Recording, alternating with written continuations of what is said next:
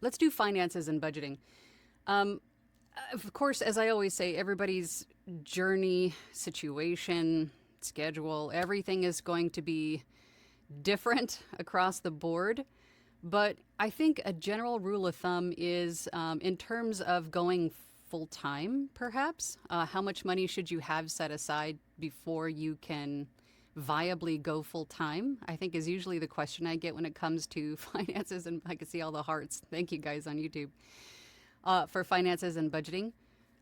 What I did was that, as most of you know anyway, I was employed full time and I was doing voiceover on the side and I'm putting money away. I immediately started a PayPal account and I started putting all of my voiceover funds, all the income into that. And I treated it as a business checking account because you can't have a business checking account without first having a business. And I didn't have a business at that point because I was still getting my bearings pretty much just to see if this was something that I could do, that I could sustain, so on and so forth. So I created a PayPal account and kept everything in there. And then once I got to a certain point, I think it was about a year and a half in, I decided to form my LLC. And then at that point, once you have that documentation, you can go and open a business account. And then I moved all my PayPal funds into my business account. And then I think that was about a year in, maybe just less than a year, I should say. And then once you have enough money saved up for, I would say, safely 6 months worth of bills and, to be able to replace the income that you are currently making, I would say whatever that number is, whatever that number that you need to make per month and still be able to feed the kids, do all the extracurriculars, pay all the bills, take 6 months of that number multiplied by 6, and then have that put aside. That's basically what I did. And when I got to that number, I still didn't say, okay, that's the point where I fire my boss and go full time. Once I got comfortably to that number, I still continued to work. It wasn't until I was losing voiceover business, not being available because I was working full time, that's when I decided to make the jump. I had enough money saved and I pretty much had the ropes down, and then I quit. And then I went full time. So I had a little bit of a cushion in case things went sideways. So whatever it takes, or however much time it takes for you to get to that point, is going to be different from person to person, obviously. But that's, I think, a pretty good rule of thumb. Anything else for finances that I didn't touch on, please just ask the questions. There's no dumb questions. Just ask your questions. For branding and logo design, I think a couple months in, I decided what I was going to be known by, which was voiceover Angela Productions. And so I went to Fiverr.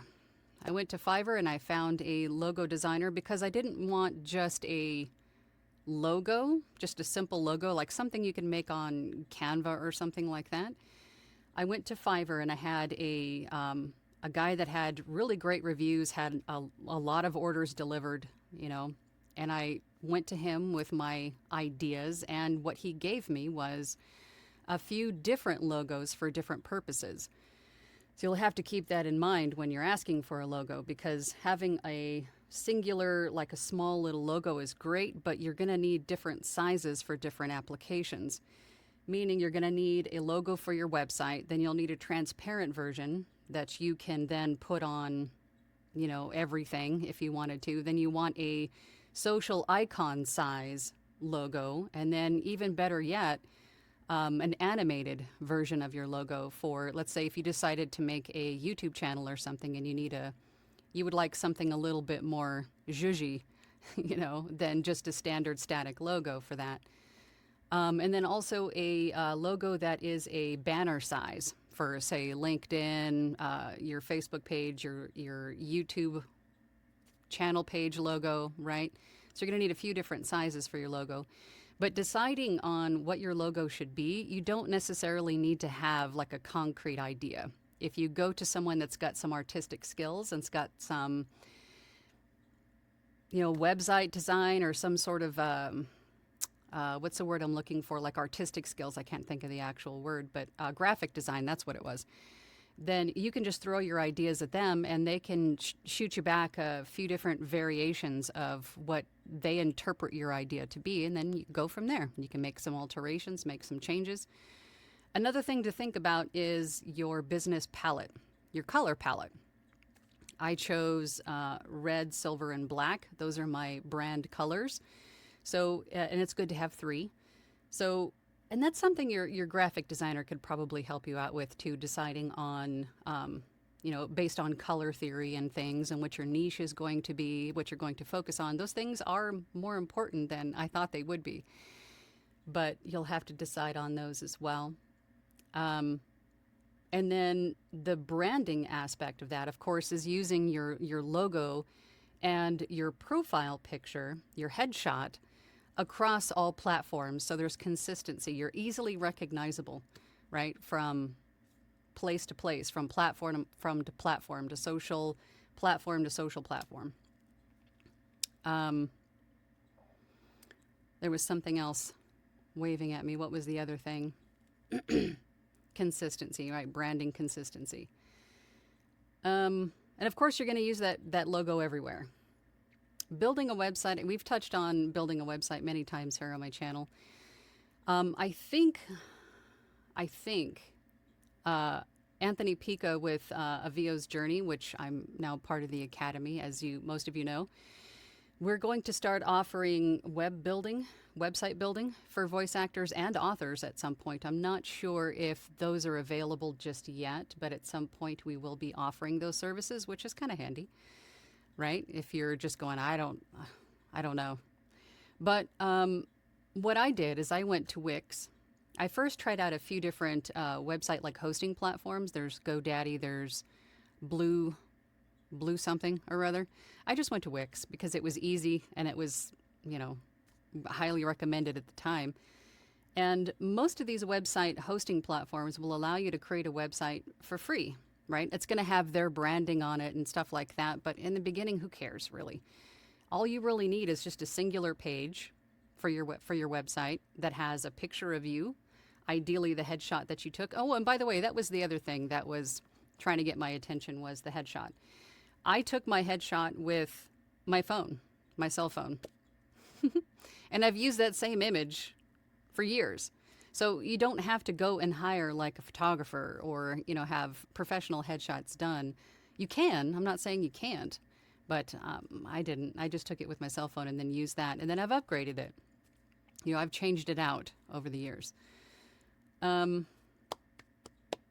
a website. Oh, that's right. Singular page. All you need is a singular page with a picture of you, a little bit about you, things that you enjoy as a person. Right? Something that other people can relate to, right? Your hobbies, the things you like to do outside of the studio. And then you can also have a section that details what kind of equipment that you work with, what your preferred types of voiceover are, what you've been doing most, I guess, whether it be audiobooks, audiobooks, e-learning, commercial, commercial voiceover work, IVR, video games, whatever it is that you tend to do, then put all of that in your About Me or your bio. And then you need a way for them to contact you, for the clients to contact you. And then you also need a way for the clients to hear you. Now, I used to recommend SoundCloud